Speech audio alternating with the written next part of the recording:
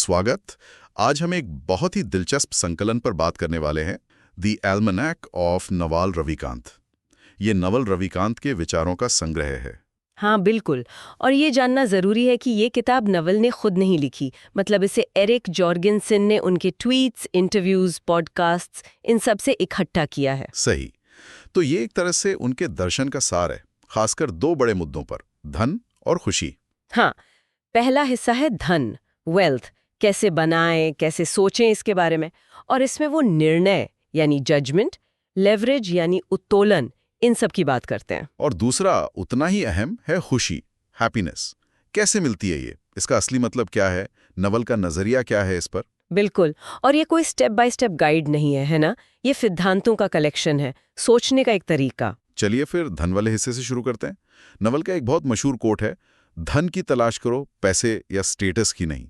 ये फर्क क्यों इतना अहम है? देखिए, नोवेल के हिसाब से धन वो चीज़ है जो आपके लिए तब भी कमाती है जब आप सो रहे हो, जैसे कोई बिजनेस हो, स्टॉक्स हो, या कोई ऐसी चीज़ जिससे पैसिव इनकम आए। अच्छा। पैसा तो बस एक माध्यम है लेन देन का, और पद या स्टेटस वो तो बस समाज में आपकी जगह दिखाता है।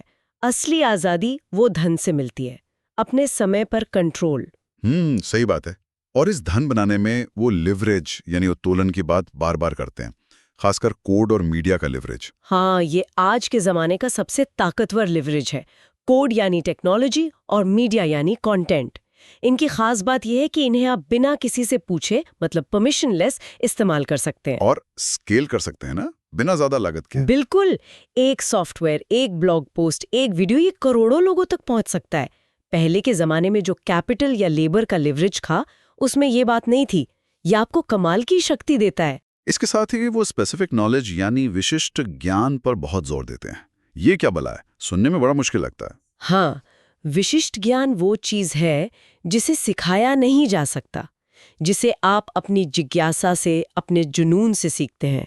ये आपकी अपनी खास प्रतिभाओं और अनुभवों का नतीजा होता है। तो इसे पाया कैसे जाए? ये अक्सर वही करने से मिलता है जिसमें आपको मजा आता है, जिसके बारे में आप स्वाभाविक रूप से उत्सुक रहते हैं।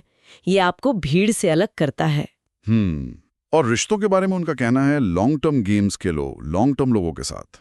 इसका क्या मतलब हुआ? मतलब साफ है, चाहे बिजनेस हो या जिंदगी, उन लोगों के साथ जुड़ो जो लंबा सोचते हैं, जिन पर आप भरोसा बना सकें।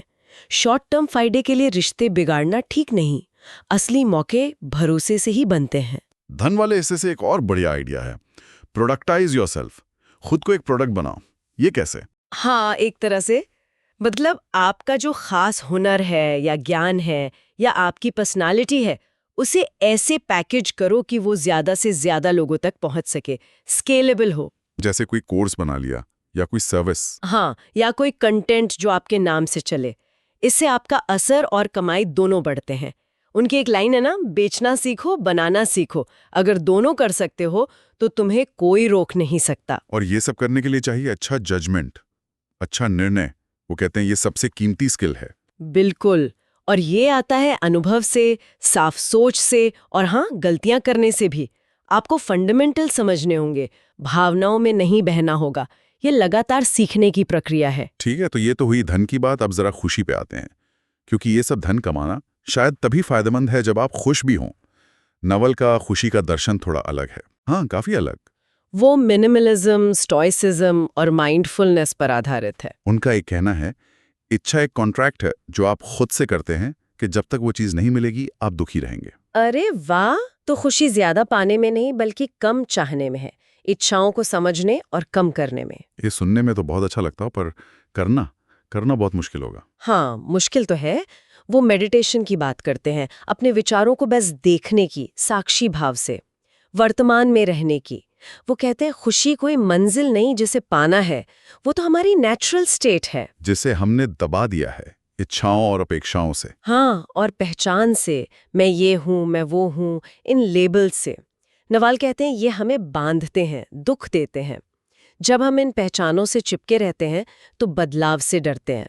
अच्छा, तो पहचान से मुक्त होना। हाँ, इससे हम ज्यादा शांत और लचीले बन सकते हैं। उनकी एक और गहरी बात है, खुशी वो है जो तब बचती है जब आप ये सोचना छोड़ देते हैं कि जिंदगी में कुछ कमी है। वाह, मतलब खुशी को ढूंढना नहीं है, बस जो रुकावटें हैं उन्हें हटाना है। बिल्कुल, ये घटाने की प्रक्रिया है, जोड़ने की नहीं। अब जरा इस किताब की स्टाइल पे भी बात कर लें। ये सीधी सादी किताब नहीं है। नहीं, बिल्कुल नहीं। ये मॉड्यूलर है। आप कोई भी पन्ना खोलो कुछ ना कुछ सोचने को मिलेगा। क्योंकि ये ट्वीट्स और इंटरव्यूज से बनी है, तो भाषा बहुत सीधी है। हाँ, आसानी से समझ आती है। कभी कभी लगता है कि बातें रिपीट हो रही हैं। हाँ, थोड़ा दोहराव लग सकता है, पर एरिक जॉर्गेंसन ने इन बिखरे हुए विचारों को थीम के हिसाब से जमाया है, जो काफी अच्छा काम है। तो क्या चीज इसे खास बनाती है और क्या इसकी कुछ सीमाएं हैं? खास बात है इसकी गहराई, वो भी कम शब्दों में। ये आपको सोचने का एक नया फ्रेमवर्क देती है। ये आज की दुनिया के लिए बहुत प्रासंगिक है। Tech, startups, media. और सिद्धांत पुराने हैं, टाइमलेस। हाँ, जैसे स्टोइज्म, बुद्धिज्म के सिद्धांत। सीमा ये है कि ये कोई कैसे करे वाली गाइड नहीं है। आपको खुद सोचना होगा, मनन करना होगा। सही। तो कुल मिला के ये एक तरह का मानसिक ऑपरेटिंग सिस्टम है आज की दुनिया के लिए।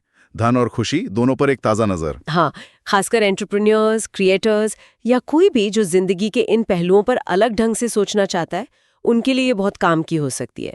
इसे आराम से पढ़ें, सोचें। तो आज की बातचीत को खत्म करते हुए एक सवाल सोचने के लिए छोड़ते हैं। अगर हम सच में धन यानी वो संपत्ति जो खुद काम करती है और सिर्फ पैसे यानी लेन देन का जरिया के फर्क को समझ लें, तो ये हमारे रोज के छोटे बड़े फैसलों को कैसे बदल सकता है, इस पर सोचिएगा जरूर।